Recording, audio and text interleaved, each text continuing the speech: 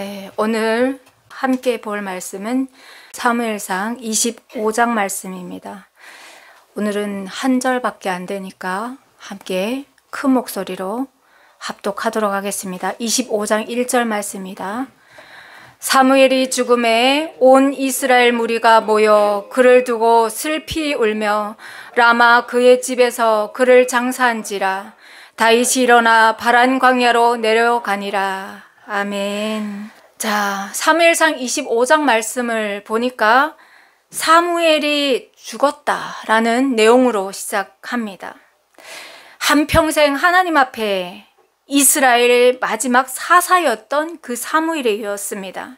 그런데 그 사무엘이 이제 자기의 그 사명을 마치고 그 사역을 끝내고 죽음을 맞이했습니다. 사무엘이 죽었다는 것은 이젠 사사 제도가 끝났다는 것을 의미합니다. 그리고 사울 왕정이 이미 시작되었고 사무엘은 마지막 사사지 않습니까? 또 동시에 왕정 제도가 본격적으로 시작되었다라는 것도 의미합니다. 자, 한 시대가 끝나고 새로운 시대가 이어진다라는 것을 의미하는 거죠. 그런데 우리가 지난주 말씀을 통해 보았듯이 이 새 시대는 다윗과 사울의 그 판도가 역전이 되는 그 시점과 일치합니다. 자, 이게 무슨 말이냐면요. 다윗은 그동안 사울을 피해서 계속 쫓겨다니던 신세였습니다. 그런 도피 생활을 하면서 고통 가운데 있었던 다윗이었는데, 물론 그 고통이 끝나는 건 아니었어요. 그렇지만 그 고통이 사라진 것은 아니지만 다윗과 사울의 그 판도가 역전이 되어서 다윗이 사울을 해칠 수도 있는, 누군가는 죽어야 끝날 것 같은 그 숨바꼭질에서 해칠 수도 있는 그 시점이었지만 다윗은 하나님을 바라보는 그 영적인 영안을 띄어가면서 영적인 성숙함을 더해가면서 사울을 하나님 앞에서 살려두죠. 아주 중요한 위치에서 바뀝니다. 그만큼 다윗이 신앙으로나 정신적으로나 강건해져서 모든 상황을 바라보며 있어서 육신의 눈이 아닐 때, 영적인 영안을 떴을 때, 그때 비로소 사사시대가 끝났습니다. 자, 오늘도 하나님께서 오늘 이 시대를 살아가는 우리에게 무슨 말씀을 하시는지 한번 사모하며 나가보겠습니다. 자, 사무엘이 죽으니까 온 이스라엘 무리가 모여서 그를 두고 슬피 울면서 사무엘의 집이 있는 그 라마에서 그를 장사합니다. 모세와 여호수아 이후 사무엘만큼 언약 백성 이스라엘에 대한 중보자로서 그 사역을 충실히 감당했던 그런 사사는 없습니다. 사무엘이 어떻게 기도했는지 볼까요? 여호와께서는 너희를 자기 백성으로 삼으신 것을 기뻐하셨고 또 여호와께서는 그의 크신 이름을 위해서라도 자기 백성을 버리지 아니하신다. 나는 너희를 위하여 기도하기를 쉬는 죄를 여호와 앞에서 결단코 범하지 아니하고 선하고 의로운 길을 너희에게 가르칠 것이라. 너희는 여호와께서 너희를 위하여 행하신 그 큰 일을 생각하여 오직 그를 경외하며 너희의 마음을 다하여 진실이 섬겨라. 이런 간구를 했던 사사였습니다. 그래서 온 백성이, 온 이스라엘이 사무엘의 죽음을 애도했다는 것은 그를 선지자로서 인정했고 그가 이스라엘의 마지막 사사로 있을 동안 그들이 행복했다는 것이었고 또한 그들에게 사무엘은 복이었다라는 것들을 동시에 증거하고 있습니다. 자, 이제 선지자 사무엘이 죽었으니 하나님께서 우리를 외면하지 않으실까? 우리는 이제는 하나님과 소통하는 그 길이 막힌 것은 아닐까? 이제 이스라엘은 어떻게 되지? 라는 걱정과 근심이 이스라엘에 있지 않았을까요? 자, 그렇지만 하나님께서는 이미 하나님의 사람을 예비해 두셨습니다. 그 사람이 누구였습니까? 다윗이었습니다. 다윗. 자, 하나님께서 준비하신 다윗. 그는 오늘 말씀을 보니까 바란 광야로 내려왔다라고 기록하고 있습니다. 자, 그 바란 광야에서 다윗이 두 사람을 만납니다. 그 사람이 누구냐면요, 나발과 아비가일이라는 부부였어요. 한 가정이었죠.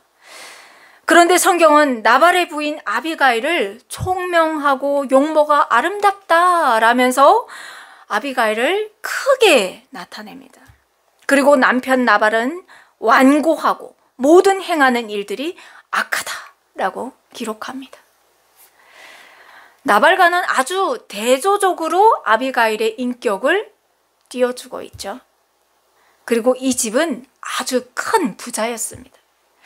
양이 3,000마리고 염소가 1,000마리나 되는 거예요. 그러니 집에서 일하는 사람들이 또 얼마나 많겠습니까?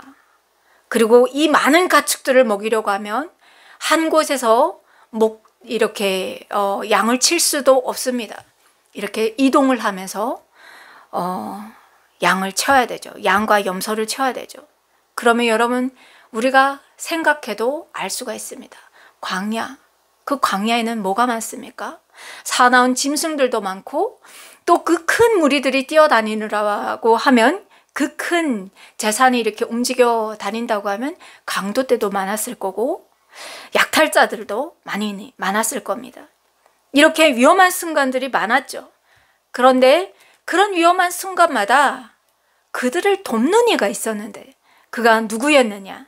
다윗과 함께하는 그 무리들이었다는 거죠. 다윗이 그 집안의 그 부를 이렇게 지켜줬습니다. 그러니까 여러분, 어떤 관계였을까요? 아주 친숙한 관계였죠. 남남처럼 느껴지지 않는 겁니다. 그러던 중 하루는 다윗이 나발이 자기 양털을 깎는다는 이런 소문을 듣게 됩니다. 자, 양털을 깎는다는 것은 우리가 흔히 생각할 때 농경사회에서는 1년 농사를 거둬들이는 탈곡식이다라고 보시면 됩니다. 자, 탈곡식이면 뭐가 같이 들어옵니까? 뭐가 같이 들어와요? 돈이 같이 들어오죠. 네, 많은 수확을 하는 때입니다. 그래서 돈이 많이 들어오는 때니까 그때는 잔치가 열리는 거예요. 온 동네 잔치를 베풉니다. 그래서 다윗이 자기와 함께하는 소년 10명을 보내면서 나발에게 보내죠. 그러면서 다윗의 이름으로 문안하고 나발의 목자들과 그의 재산인 가축들을 다윗과 그 무리들이 보호해 주었던 그 일들을 상기시키면서 앞으로도 우리가 너희 집을 함께 하겠다. 그러니 걱정 마십시오. 라는 인사도 함께 곁들이면서 나발에게 다윗을 위하여 약간의 양식을 내어 주십시오. 라는 말들을 함께 보냅니다. 다윗의 전령들이 나발에게 도착을 했는데, 그런데 상상 외에 그 답변이 오죠. 나발이 뭐라고 합니까? 다윗이 누구며 이새의 아들은 누구냐? 요즘에 각기 주인에게서 억지로 떠나는 종이 많도다. 내가 어찌 내 떡과 물과 내 양털을 깎는 자를 위하여 잡은 그 고기를 어디서 왔는지도 알지 못하는 자에게 주겠느냐? 이런 답변이 왔어요. 참 나발이 야속하죠. 정말 은혜도 모르는 배은망덕한 사람입니다. 그리고 상황 파악도 잘 못하는 어리석은 사람입니다. 광야에서 살아남은 사람들이 누굽니까? 다윗과 그 무리들이 아닙니까?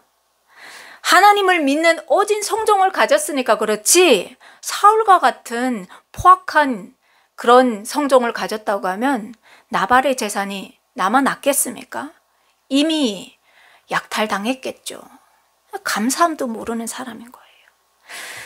자, 다윗이 전령들의 말을 듣고 분노합니다. 분노해요. 그런데 여러분, 다윗이 왜 분노한 것 같습니까? 은혜를 외면하고 이 배은망덕한 것들, 그 약간의 양식을 달라고 했는데 그것도 안 내어져? 그래서 화가 났을까요? 나발은 다윗의 무리들을 억지로 주인을 떠나서 도망치는 종들로 간주했습니다. 그러니까 다윗이 그의 주인인 사울을 반역하고 도망친 자라고 은근히 지금 빗댄 거죠. 비난한 거죠. 나발의 눈에는 다윗이 거지처럼 보였어요. 그리고 불황하고 반역자로 보였던 거예요. 그래서 이런 사람들에게 내가 자기를 보호해 주었다고 해서 이렇게 어렵게 모은 재산을 그들에게 내어줄 수 없어 라는 단순한 계산에서 나온 행동이었죠. 나발의 이런 태도에 다윗이 화가 났습니다.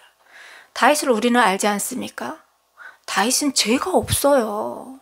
단지 사울이 자기의 탐심으로, 탐욕으로 왕위를 지키겠다고, 자기 왕권을 계속하겠다고 다윗을 그냥 죽이려고 하는 거예요. 그러니까 이 억울하게 쫓겨다니는 다윗인데 그렇게 자기 주인을 반역하고 도망다니는 불황아로 이렇게 표현을 하니까 그것에 다윗이 화가 난 겁니다. 배가 고픔으로, 육신의 이 배고픔으로 화가 난 게 아니라는 거예요. 자, 그래서 다윗이 어떻게 합니까? 자기와 함께하는 그 600명 중에 200명은 그 근거지를 지키게 하고 400명에게 칼을 다 들게 하고 나발의 집을 향하여 돌진합니다. 다윗이 도착하면 나발은 끝장났어요. 어떡하죠? 자, 그런데 여러분, 다윗을 빚어가시는 분이 누구신지 여러분이 다시 한번 기억하셔야 됩니다. 하나님이신 거죠.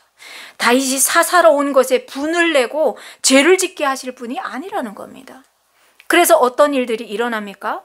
나발의 하인들 중에 아주 지혜로운 자가 있는 겁니다. 그래서 그 하인 하나가 나발을 찾아간 것이 아니라 그의 안주인 아비가일을 찾아가는 겁니다. 그리고 말을 하는 거죠. 광야에서 있었던 일들, 다윗을 그렇게 대접하면 안 돼요. 다윗이 나발의 이 주인의 재산이 이렇게 불 수 있었던 것은, 이렇게 부유하게 된 것은 다 다윗의 그 은혜로 인해서 이런 오늘이 있는 겁니다. 이렇게 하면 안 됩니다. 그 무리는 선대해야 합니다. 지금 다윗이 화가 나서 주인을 향하여 지금 달려오고 있습니다. 내가 이 말을 하는 이유는 그 주인은 어리석은 사람이라서 말을 해도 안 통해요. 그러니까 당신이 빨리 중재하십시오 라고 아비가일에게 말을 하는 거죠. 자, 아비가일이 어떻게 합니까? 급히 일어나서 떡 200덩이, 또 포도주 가죽부대 2개 또 채우고, 또 요리한 양 5마리와 볶음국시, 건포도 100송이, 무화과 많은 것들을 준비해 가지고 다윗을 향해서 달려갑니다. 그리고 길에서 다윗을 만나죠. 그랬을 때 아비가일이 어떻게 합니까? 나귀에서 바로 내려서 땅에 얼굴을 대고 다윗에게 절을 합니다. 아주 나발과는 대조적인 그런 행동을 보이죠. 그런데 여러분, 아비가일을 생각해 보십시오. 지금 400명의 무리가 칼을 차고 내려오는 거예요. 그 도상에서 만난 거예요. 거기에 연약한 여인 한 명이 땅에 엎드렸습니다. 얼마나 두렵고 공포스러운 자리겠습니까? 그런데 아비가일이 거기에서 지금 엎드린 거예요. 내가 이 자의 소유물을 광야에서 지켜서 그 모든 것을 하나도 손실이 없게 한 것이 진실로 허사다 하면서 다윗이 아비가일을 보니까 막 분노를 표출합니다. 그가 악으로 나의 선을 갚는도다. 그러므로 내가 그에게 속한 모든 남자 가운데 한 사람도 아침까지 남겨두면 하나님이 다윗에게 벌을 내리시고 또 내리시기를 원한다. 얼마나 화가 났는지 다윗의 분노가 막 이 말 속에 표출이 되는 거죠. 삶과 죽음의 경계선에 지금 아비가일이 있는 겁니다. 삶과 죽음의 경계선. 아비가일이 그 자리에 없었다고 하면 나발의 집은 끝이 나는 거죠. 그래서 아비가일이 그 다윗을 향해 간 겁니다. 그런데 여러분, 우리는 잠언의 말씀도 아는 거예요. 잠언 14장에 보면 이런 말씀이 기록되어 있습니다. 우리 여인들이 잘 들어야 할 말씀인 것 같습니다. 지혜로운 여인에 대해서 나오는 말씀인데, 지혜로운 여인은 자기 집을 세우되 미련한 여인은 자기 손으로 그것을 헌다. 미련한 자는 교만하여서 입으로 매를 자청하여도 지혜로운 자의 입술은 자기를 보존한다. 아비가일인 거예요. 아비가일. 지혜로운 하인의 지혜로운 그 안주인으로 말미암아 지금 나발의 집이 삶과 죽음의 경계선에 선 겁니다. 아니었다고 하면 끝나겠죠. 자, 아비가일이 다윗을 맞이하는데 이렇게 다윗에게 애원을 합니다. 내 주여, 원하건대 이 제약을 곧 내게로 돌리시고 요종에게 주의 귀에 말하게 하시고 이 요종의 말을 들어주십시오. 그 나발 때문에 우리가 다 죽게 됐어요. 남을 원망한 것이 아니라 일단 우리 집에서 일어난 이 일을 나의 죄로 돌리고, 그리고 다윗과 협상 테이블에 지금 나간 겁니다. 이 불량한 사람 나발을 개의치 마옵소서. 그의 이름이 그에게 적당하니 그의 이름이 나발이 아닙니까? 그는 미련한 자입니다. 그러면서 은혜를 원수로 갚는 그 나발의 행동이 정말로 잘못되었다라는 것을 시인하죠. 그러면서 어떻게 합니까? 다윗의 마음을 흔드는 결정적인 말을 하죠. 내 주여, 여호와께서 살아계심을 두고 맹세하노니 내 주도 살아계시거니와 내 주의 손으로 피를 흘려서 친히 보복하시는 일을 여호와께서 막으셨습니다. 아주 중요한 결정타를 날리는 거죠. 내 주의 원수들과 내 주를 해하려 하는 자들은 나발과 같이 되기를 원합니다. 요종이 내 주께 가져온 이 예물을 내 주를 따르는 이 소년들에게 주게 하시고 주의 요종의 허물을 용서해 주십시오 라고 얘기를 하면서 여호와께서 반드시 내 주를 위하여 든든한 집을 세우실 겁니다. 이는 내 주께서 여호와의 싸움을 싸우시는 것을 압니다. 내 주의 일생에 내 주에게서 악한 일을 찾을 수 없는 것이 그 증거입니다. 야, 어떻게 이런 고백을 할 수가 있습니까? 여러분, 아비가일의 영화는 일반적인 사람의 영화는 아닌 거예요. 육신을 따르는 현상적으로 바라보는 그런 고백이 아닌 겁니다. 다윗은 어떻습니까? 나발의 가문을 멸절시킴으로 나를 모욕한, 나를 진짜 괴롭게 한 그 나발을 멸절시킴으로 지금 자신이 당한 모욕을 씻고자 했습니다. 다윗의 육신적인 그 생각이 훅 올라온 거예요. 갑자기 그 쫓겨다니는 것도 너무 억울한데 네가 나를 알면 얼마나 알아? 이런 거예요. 오늘날로 표현하자면. 네가 나를 알면 얼마나 알아서 지금 나의 원통함을 그렇게 한마디로 비난할 수가 있어. 이런 다윗의 막 분노였는데, 그런데 아비가일이 조목조목 지금 짚어주는 거예요. 당신이 무고한 피를 흘리지 않게 지금 하나님께서 나를 보냈습니다 라는 얘기를 하는 거죠. 자, 하나님의 방법은 다윗의 그 육신적인 그 분노가 올라와서 나발을 죽이는 것이 하나님의 뜻이 아니죠. 피를 흘려 원수 갚는 것은 사람에게 있는 것이 아니라 하나님께 속한 것이잖아요. 다윗은 사울을 죽일 수 있는 기회를 잡았지만 여호와께 맡겼습니다. 아비가일의 권면은 다윗이 지금 이성을 되찾게 하는, 그리고 다시 그가 하나님께 온전히 이 모든 상황을 맡길 수 있도록 지금 아비가일이 도와준 거예요. 누가 한 일입니까? 아비가일이 한 일입니까? 아니에요. 하나님이 하신 일입니다. 생명의 경계를 듣는 기는 지혜로운 자 가운데에 있느니라. 또 지혜 있는 자의 교훈은 생명의 샘이니 사망의 그물에서 벗어나게 하느니라. 하나님과 동행하는 사람은 이런 복이 따릅니다. 여러분에게도 이런 복이 따르는 줄 믿으시면 아멘 하시기 바랍니다. 자, 그리고 아비가일이 또 이런 말을 했습니다. 여호와께서 반드시 내 주를 위하여 든든한 집을 세우실 겁니다. 이 고백은 다윗이 확실한 왕권을 가리키는 말입니다. 다윗은 여호와의 전쟁을 싸우는 자이며 이런 그를 통해서 여호와께서 견고한 왕조를 세우실 것이라는 것을 선포하는 두 번째 자리인 겁니다. 자, 첫 번째 자리가 어느 곳이었습니까? 하나님께서 공식적으로 사울의 입술을 통해서 고백하게 하셨습니다. 그런데 지금은 두 번째로 한 여인 아비가일을 통해서 다윗의 왕권이 든든히 반석 위에 세워질 것이라는 것을 또한 선포하게 하는 거죠. 자, 그러면서 이렇게 고백합니다. 사람이 일어나서 내 주를 쫓아 내 주의 생명을 찾을지라도 내 주의 생명은 내 주의 하나님 여호와와 함께 생명 싸개 속에 쌓였을 것이요, 내 주의 원수들의 생명은 물매로 던지듯이 여호와께서 그것을 던지실 것입니다. 아비가일의 고백입니다.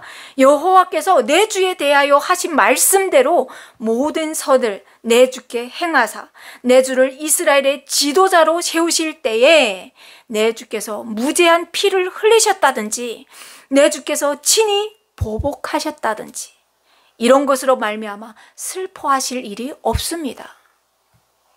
내 주의 마음에 걸리시는 것도 없으실 것입니다. 다만 여호와께서 내 주를 후대하실 때 나를 기억하여 주십시오. 자, 다윗의 결심은 나발에게 끔찍한 복수를 하는 것이었는데 하나님은 이것을 막으십니다. 그리고 당신이 지금 어떤 위치에 있는지 이 한 여인을 통해서 하나님께서 당신을 그 생명 싸개에 이렇게 싸서 당신을 보호하지 않습니까?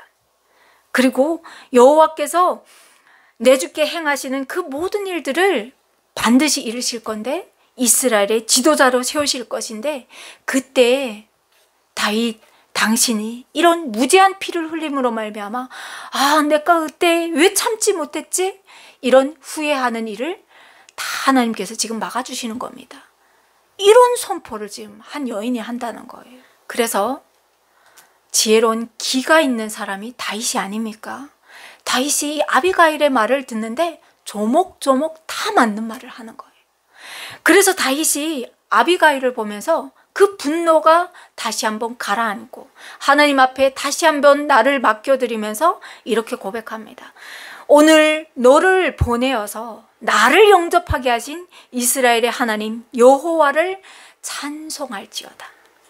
또 내 지혜를 칭찬할지며 또 내게 복이 있을지어다. 오늘 내가 피를 흘릴 것과 친히 복수하는 것을 내가 막았구나. 다윗이 알아듣는 거예요. 여러분, 이렇게 들을 수 있는 귀가 있는 사람에게 하나님은 또 지혜로운 입술을 가진 사람을 보냅니다. 그러니까 여러분, 하나님 앞에서 듣는 귀를 가지신 여러분 한 사람 한 사람 되기를 간절히 소망합니다. 자, 그리고 아비가일을 평안히 올려보내고 다윗도 자기 근거지로 돌아갑니다. 그런데 아비가일이 집으로 돌아오니까 이 나발, 어리석은 이 나발 뭐 하고 있습니까? 왕처럼 잔치를 베풀고 지금 흥탕망탕 포도주에 취해가지고 있는 거예요.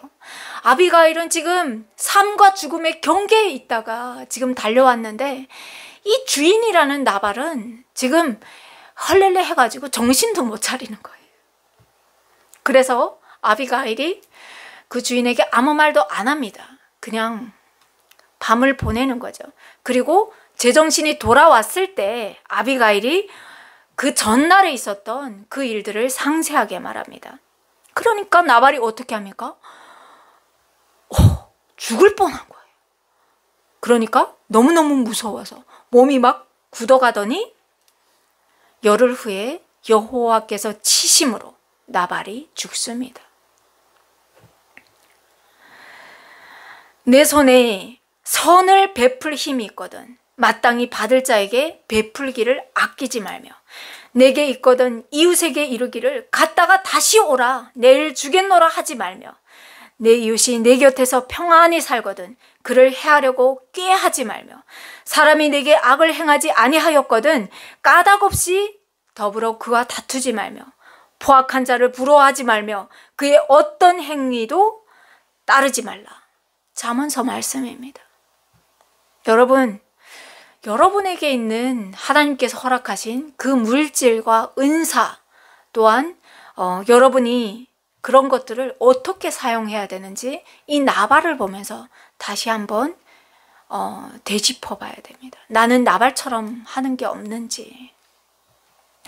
에베소서 4장에 보면 이렇게 말씀합니다. 그가 어떤 사람은 사도로, 어떤 사람은 선지자로, 또 어떤 사람은 복음 전하는 자로, 또 어떤 사람은 목사와 교사로 삼으셨으니 이렇게 하심은 성도를 온전하게 하여서 봉사의 일을 하게 함으로 그리스도의 몸을 세우게 하려 하심이다 라고 말씀합니다. 우리 각 사람은 한 사람도 똑같은 사람이 없습니다. 서로 각자 다른 은사를 가지셨습니다.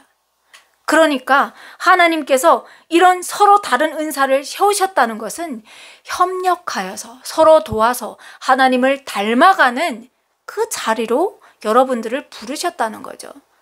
그래서 서로가 서로를 협력할 때 하나님의 나라가 확장되고 하나님의 의가 세워지고 안 믿는 사람들이 하나님의 나라를 보게 하고 하나님의 나라를 소망하게 하고 그 예배 공동체에 들어오는 그 통로로 여러분을 세웠다는 거죠. 그런데 나발과 같이 내 거는 내가 쓸 거야, 나 혼자 먹고 잘 살 거야 한다고 하면 하나님께서 나발과 같이 이렇게 치신다는 것을 엄중하게 경고하는 거죠.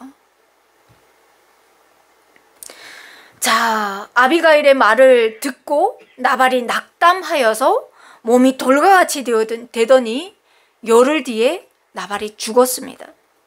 이 소식을 누가 듣냐면요, 다윗이 듣는 겁니다. 다윗. 그때 다윗이 이런 고백을 합니다.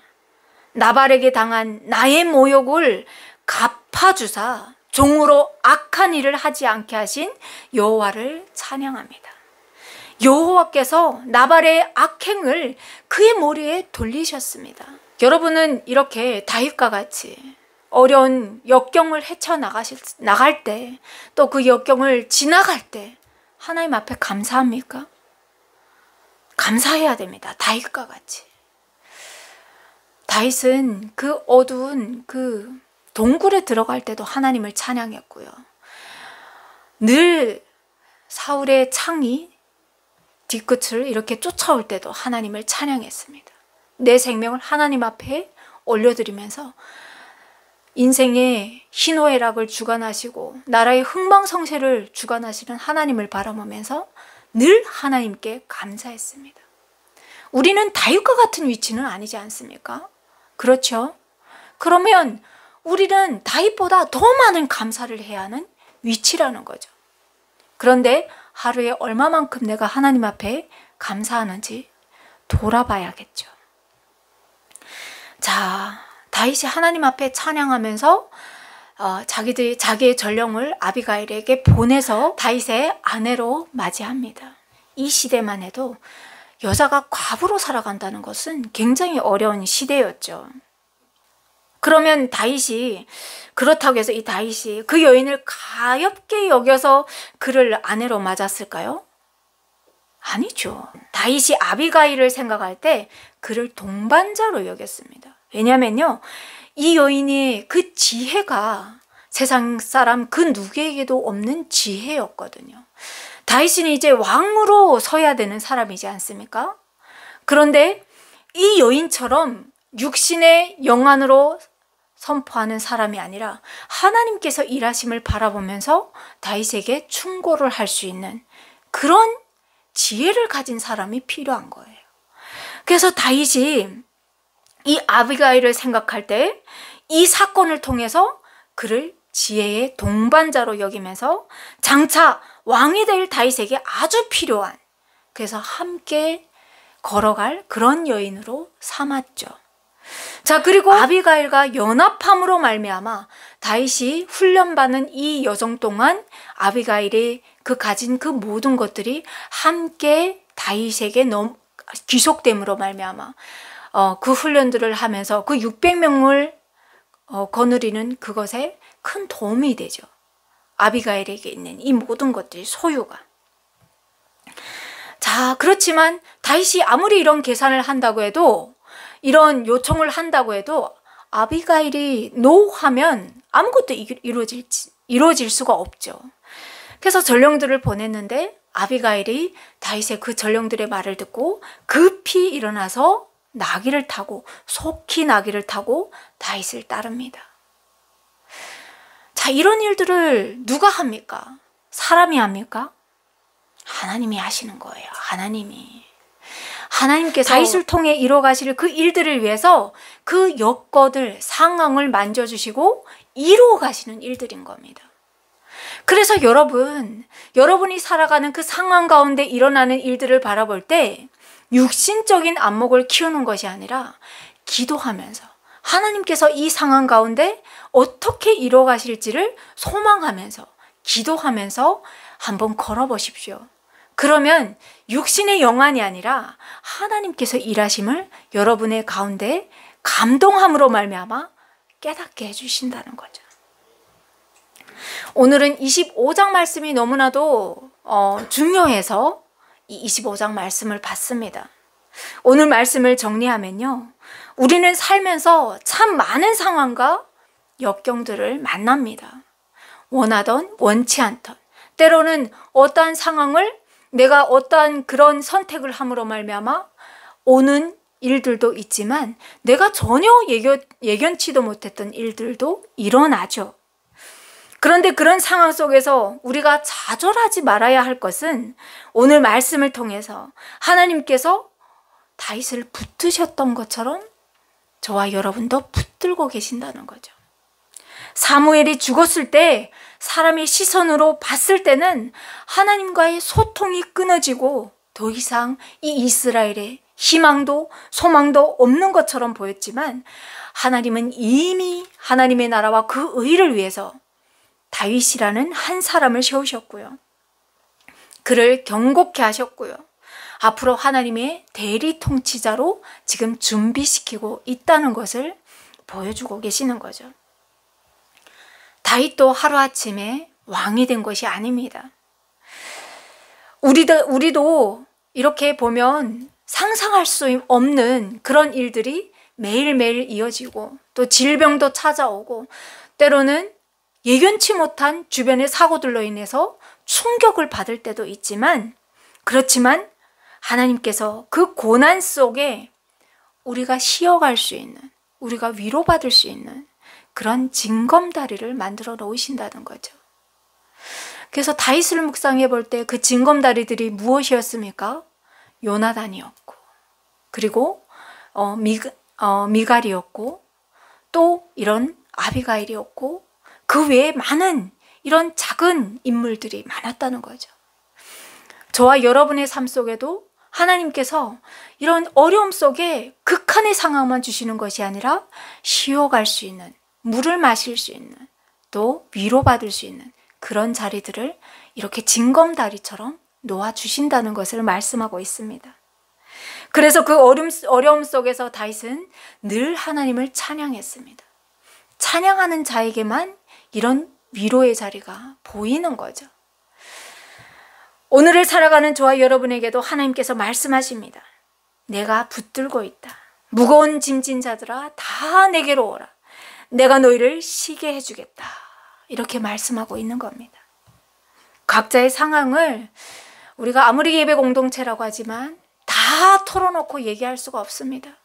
그렇지만 그 상황을, 그 문제를 하나님 앞에 갖고 나갈 때, 그때 하나님께서 저와 여러분을 위로하시고, 또한 힘 주시고, 담대함을 주시고, 또한 소망을 주실 줄 믿습니다. 아멘. 기도하겠습니다.